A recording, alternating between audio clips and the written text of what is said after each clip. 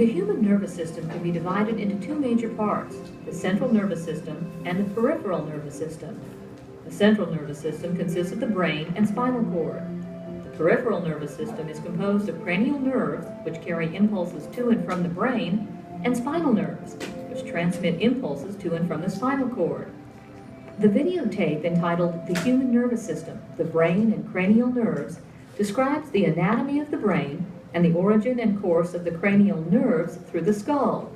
In this presentation, we will review the spinal cord and the organization and distribution of the spinal nerves.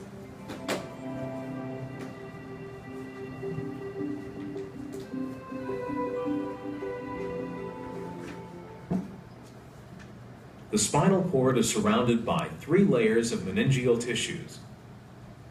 Seen in this dissection is the tough outermost dura mater layer. It is a continuation of the dura, which covers the brain. The dura surrounds the spinal cord through the cervical, thoracic, and lumbar vertebral levels, and terminates at the second sacral vertebral level. Here, it becomes the coccygeal ligament, which attaches to the coccyx. With the dura opened and reflected, we can easily see the second meningeal layer, the arachnoid, in the cervical region. This membrane is very thin, transparent, and glistening in this specimen. It has very delicate connections to the innermost pia mater, which will be seen when the arachnoid membrane is excised. The arachnoid layer accompanies the dura mater to the level of the second sacral vertebra.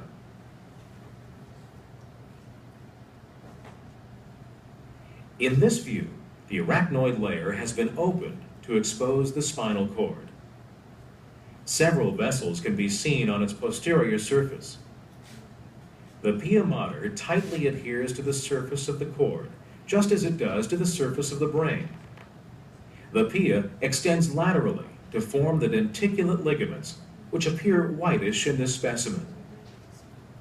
These anchor the spinal cord to the dura mater and help to protect the cord from excessive movement in the canal. The spinal cord nervous tissue begins as a continuation of the medulla oblongata at the foramen magnum. The spinal cord normally terminates between the first and second lumbar vertebral levels in the adult, and between the third and fourth lumbar vertebral levels in the newborn. This cone-shaped termination is the conus medullaris. The filum terminale, which is a thread of pia mater, begins at the conus medullaris and continues inferiorly through the dural and arachnoid layers to terminate on the periosteum of the coccyx as part of the coccygeal ligament. It helps to anchor the cord and to prevent displacement. This collection of long nerve roots in the lumbar and sacral levels is called the cauda equina because of its resemblance to a horse's tail. The spinal cord has 2 regions which are slightly larger and which correspond to the areas where the cell bodies are located and the nerves to the upper and lower extremities arise. The cervical enlargement is approximately located between the 5th cervical and 2nd thoracic vertebral levels. The lumbar enlargement is found between the 9th and 12th thoracic vertebral levels. Using this illustration of a cross-section of the spinal cord in the thoracic region, we will review the anatomy of the cord and the formation of the spinal nerves. The spinal cord is partially divided into 2 halves by the posterior median sulcus and the anterior median fissure. The gray matter, usually in the shape of an H or resembling a butterfly, contains multipolar neuron cell bodies, unmyelinated processes, and neuroglia. The gray commissure surrounding the central canal connects the 2 masses of gray matter. Paired projections of the gray matter extend posteriorly and anteriorly. The posterior and anterior horns are present at all levels of the spinal cord. However, the size and shape of the horns will vary depending on the level. Now, when you look at the gray matter in the spinal cord, the gray matter is where the cell bodies are located. And these cell bodies are all multipolar. Some of these that are located in the dorsal horn of the gray matter, those are interneurons. Those that are located in the ventral horn of the gray are actually motor neurons. And then you have the gray commissure. Now, what this commissure does is actually connect the right and the left sides of the spinal cord, because just like your brain, you have a right and a left side of your spinal cord, and they are connected by the gray commissure. So when we talk about a reflex arc, we actually have the interneurons that actually cross to the other side, and then the axons of those actually ascend up into the brain. Now, sometimes the nerve fibers either cross over in the spinal cord or they cross over in the medulla oblongata. They cross over in one of the others. One of the other places they're going to cross over. Because we talked about that the right side of the body controls the left side and so forth. Okay. And so then this is white matter. And then the white matter are going to be the axons. These are the ascending and descending axons. Some of them are ascending tracts that are going up into the brain, and those are all sensory. And then some are motor that are coming down. Okay. Now you need to quit talking back there. You go outside. You want to go outside and talk, complete your conversation back there. It's very disturbing to hear you back there chit-chatting. So if you want to talk, go outside. Okay. Now, these ascending tracts are sensory. They're all sensory. The descending tracts are all motor. And they're all axons. They're myelinated axons. That's all there are. So in the spinal cord, the only place we find cell bodies are in the gray matter. All right. An additional pair of projections of gray matter, which are found in the thoracic and upper lumbar cord levels, are the lateral horns. They house autonomic motor neurons of the sympathetic division. In the posterior, or dorsal horns, many of the afferent or sensory fibers in the dorsal roots synapse with interneurons. The cell bodies of origin of the fibers within the dorsal roots are located in the dorsal root ganglia. Somatic motor neurons are contained in the anterior or ventral horns and send efferent or motor fibers to skeletal muscles through the ventral roots. The union of the dorsal and ventral roots form the spinal nerves. Laterally, each spinal nerve divides into a dorsal and ventral ramus. In this close-up view of the cervical region, we will now identify the components of a spinal nerve. The dorsal root, which is composed of several rootlets, carries sensory information to the cord.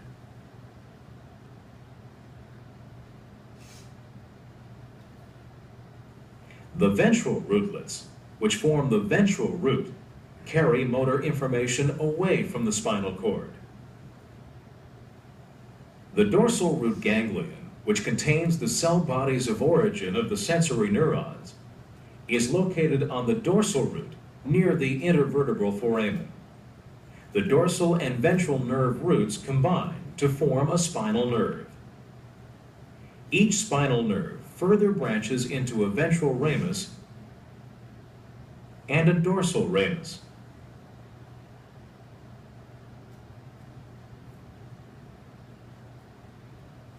The white matter of the spinal cord is organized into columns of fiber tracts external to the gray matter.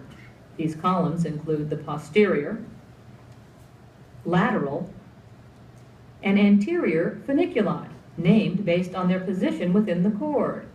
Sensory and motor fiber tracts, which ascend and descend through the cord, are located in specific regions within the funiculi.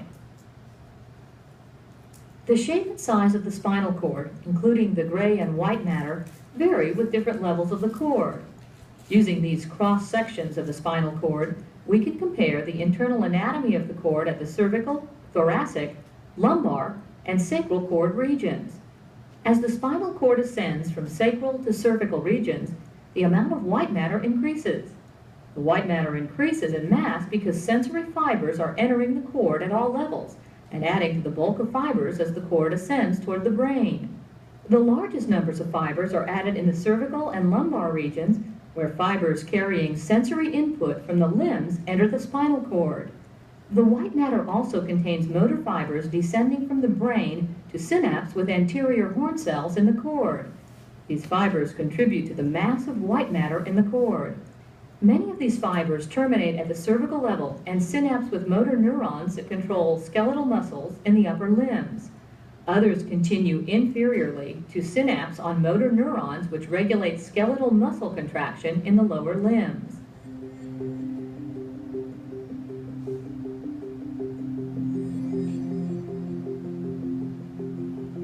There are 31 pairs of spinal nerves, which include 8 pairs of cervical nerves, 12 thoracic pairs, 5 lumbar pairs, 5 sacral pairs, and 1 pair of coccygeal nerves. The ventral rami of spinal nerves T2 through T12 form thoracic intercostal nerves. All other ventral rami branch and rearrange their fibers to form complicated networks or plexuses, which include the cervical, brachial,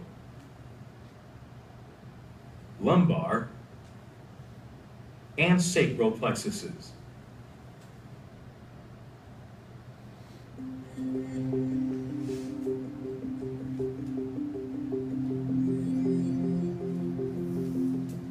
The cervical plexus is formed from ventral rami of the upper 4 cervical nerves. Cutaneous nerves of this plexus transmit sensory impulses from skin overlying the neck, ear, and shoulder regions. The ventral ramus of C2 primarily contributes to the formation of the lesser occipital nerve. It supplies the skin on the posterolateral neck, the scalp posterior to the ear, and the superior part of the ear. The great auricular nerve is formed from ventral rami of C2 and C3. It furnishes cutaneous innervation to the skin of the inferior ear and the parotid region. C2 and C3 also contribute to the formation of the transverse cervical nerve, which supplies the skin over the anterior and lateral neck. The skin of the shoulder and anterior chest are served by 3 supraclavicular nerves which arise from the ventral rami of C3 and C4. Motor nerves from the cervical plexus innervate skeletal muscles in the anterior and deep neck regions and the diaphragm, which separates the thoracic and abdominal cavities. The nerves to the infrahyoid muscles arise from C1 through C3 and are branches of the superior and inferior roots of the ansa cervicalis. Deeper muscles of the neck are supplied by other segmental muscular branches from the plexus. The most important motor branch of the cervical plexus is the phrenic nerve. It arises from C3, C4, and C5 to supply the diaphragm.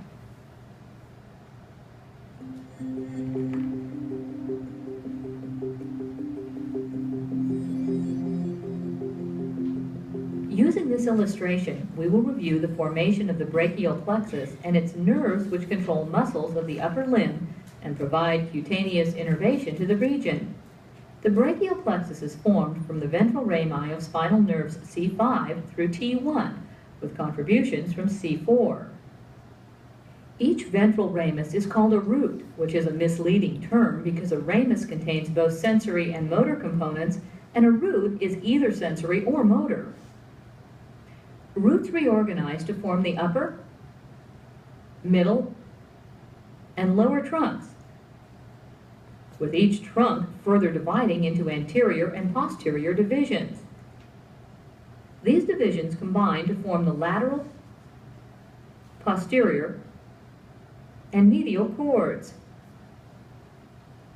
The major terminal branches of the plexus are the axillary, musculocutaneous, radial, median, and ulnar peripheral nerves.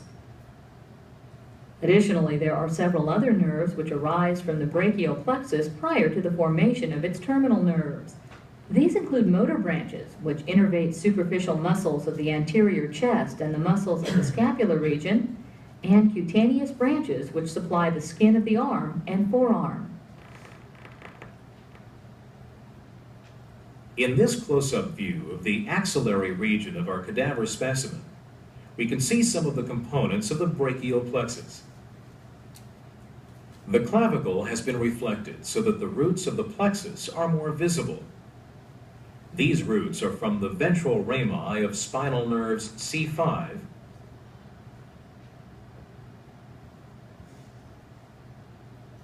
C6, C7, and C8. The ventral ramus of spinal nerve T1 cannot be seen in this view. Roots of C5 and C6 combine to form the upper trunk. C7 continues as the middle trunk.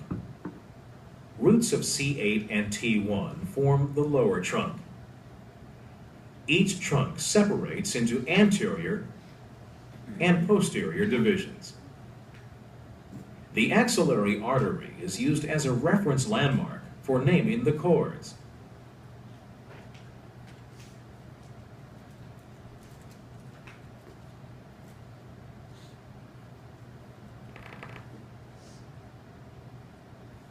The medial cord is the continuation of the anterior division of the lower trunk.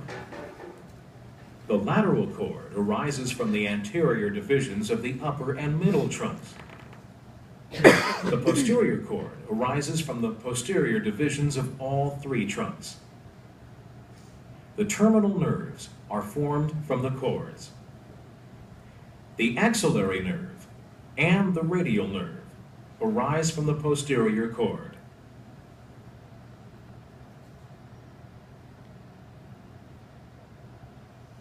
The musculocutaneous nerve is a continuation of the lateral cord. Contributions from the lateral and medial cords form the median nerve. The remainder of the medial cord is the ulnar nerve.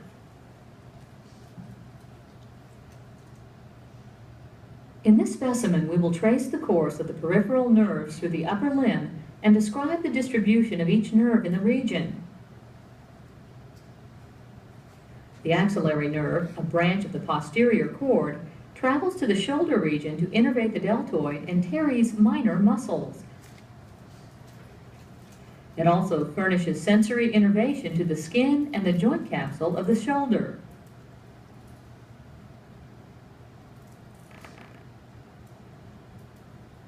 The radial nerve, the continuation of the posterior cord, courses to the posterior humerus and descends through the arm and forearm to furnish motor fibers to all the extensors of the forearm, wrist, and fingers. It supplies sensory fibers to the skin of the posterior arm, to the skin of the middle of the posterior forearm, and to the skin of the lateral part of the dorsum of the hand, with the exception of the tips of the thumb, second, third, and part of the fourth fingers. The continuation of the lateral cord, the musculocutaneous nerve, pierces the coracobrachialis muscle as it travels toward the anterior arm. It gives off motor branches to the muscle as it travels through it. When the biceps brachii muscle is reflected, we can follow the course of the nerve through the arm as it overlies the brachialis muscle. The musculocutaneous nerve provides motor innervation to the muscles which flex the forearm at the elbow. It terminates as a cutaneous nerve which supplies the lateral forearm. The median nerve, formed from contributions of the lateral and medial cords, descends through the arm without giving off any branches to the region.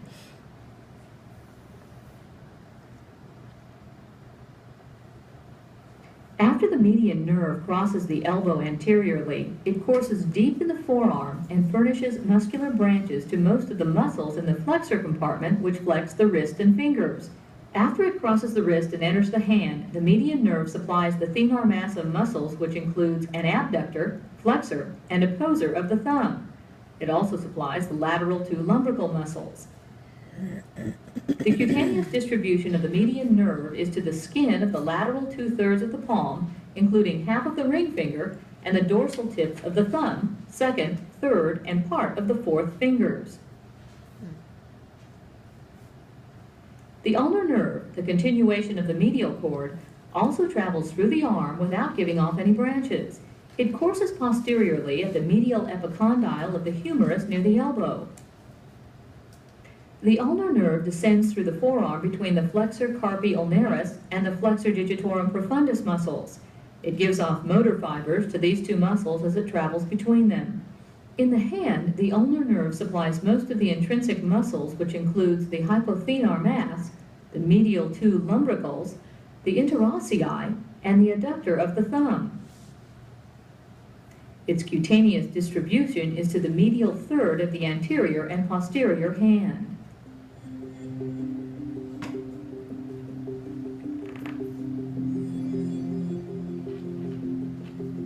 The formation of the lumbar plexus can be reviewed using this illustration. Ventral rami of L1 through L4 spinal nerves rearrange and combine to give rise to 6 major nerves. The ventral ramus of L4 joins with L5 ventral ramus to form the lumbosacral trunk. This large nerve trunk contributes to the formation of the sacral plexus and is not part of the lumbar plexus. 2 nerves, the iliohypogastric and ilioinguinal nerves, arise from a common trunk of L1. The iliohypogastric nerve is sensory to the skin of the lower abdomen and gluteal regions. The skin of the groin region and external genitalia are supplied by the ilioinguinal nerve. Both nerves innervate abdominal wall musculature. Another nerve, the genitofemoral, arises from the ventral rami of L1 and L2. The cutaneous distribution of this nerve is to the scrotum in males and the labia majora in females. It also supplies the skin of the superior part of the anterior thigh. The cremaster muscle in males is innervated by motor fibers of the genitofemoral nerve. The nerve which furnishes sensory innervation to the lateral thigh is the lateral femoral cutaneous nerve. It arises from L2 and L3 ventral rami. It is only sensory and does not contain motor fibers. The largest nerves of the lumbar plexus arise from L2, L3, and L4. They are the femoral and obturator nerves.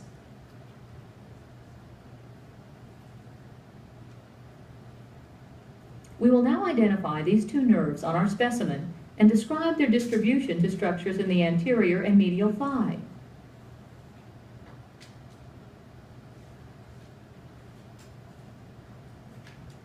The major nerve to the muscles and skin of the anterior thigh is the femoral nerve.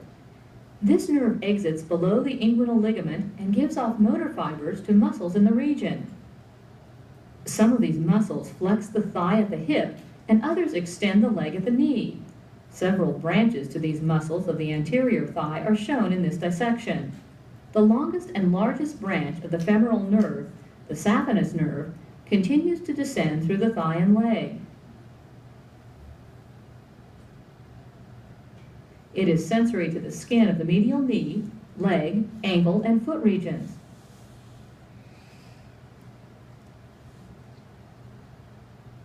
Other cutaneous branches of the femoral nerve, which furnish sensory innervation to the anterior thigh, were removed during preparation of this specimen. In this specimen, the obturator nerve and several of its motor branches can be identified as they travel to innervate the adductor muscles of the thigh. These muscles are located on the medial thigh. Sensory branches of the obturator nerve provide cutaneous innervation to the skin overlying the muscles in this region.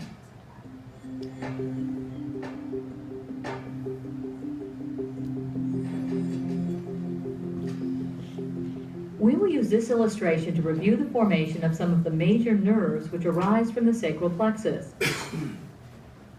Ventral rami of spinal nerves L4 through S4, including those of the lumbosacral trunk, contribute to the plexus. As in the case of the brachial plexus, the ventral rami rearrange and combine to form anterior and posterior divisions. Many nerves, some of which are not shown in this illustration, are formed from these divisions which supply structures located in the gluteal regions and the lower limb. The superior gluteal nerve from L4, L5, and S1, and the inferior gluteal nerve from L5, S1, and S2 furnish motor fibers to the gluteal muscles. A major sensory nerve, the posterior femoral cutaneous, arising from S1 through S3, distributes to the skin of the inferior gluteal region and the posterior thigh, popliteal region, and proximal leg. Ventral rami of S2 through S4 contribute to the formation of the pudendal nerve, which innervates skin and muscles of the perineum. The largest nerve and longest nerve in the body, the sciatic, arises from L4, L5, and S1 through S3. It is actually two nerves, the tibial and common peroneal, which are contained within a common connective tissue sheath. We will now identify the sciatic nerve on our specimens and follow the course of its branches through the lower limb. When the gluteus maximus muscle is reflected away from its origin on the sacrum, the large sciatic nerve can be identified. It exits the pelvic cavity and enters the gluteal region between the piriformis and superior gemellus muscles. It travels superficial to the lateral rotator muscles of the femur as it descends toward the thigh. In this specimen, we will trace the course of the sciatic nerve and its branches after it emerges below the inferior border of the gluteus maximus to enter the thigh region. The sciatic nerve descends, giving off muscular branches to the hamstring muscles, which extend the thigh at the hip and flex the leg at the knee. In the thigh region, the sciatic divides into its two components, the tibial nerve and the common peroneal nerve.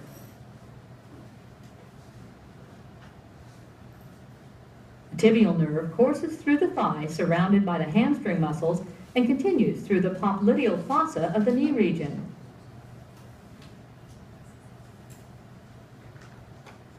Below the knee, it furnishes motor fibers to all of the muscles of the posterior compartment of the leg as it descends.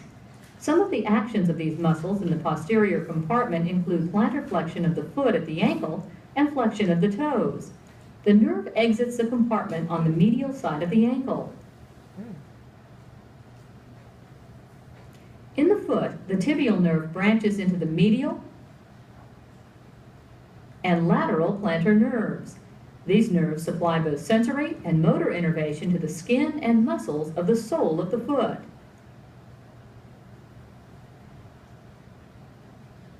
As previously described, the other branch of the sciatic is the common peroneal nerve.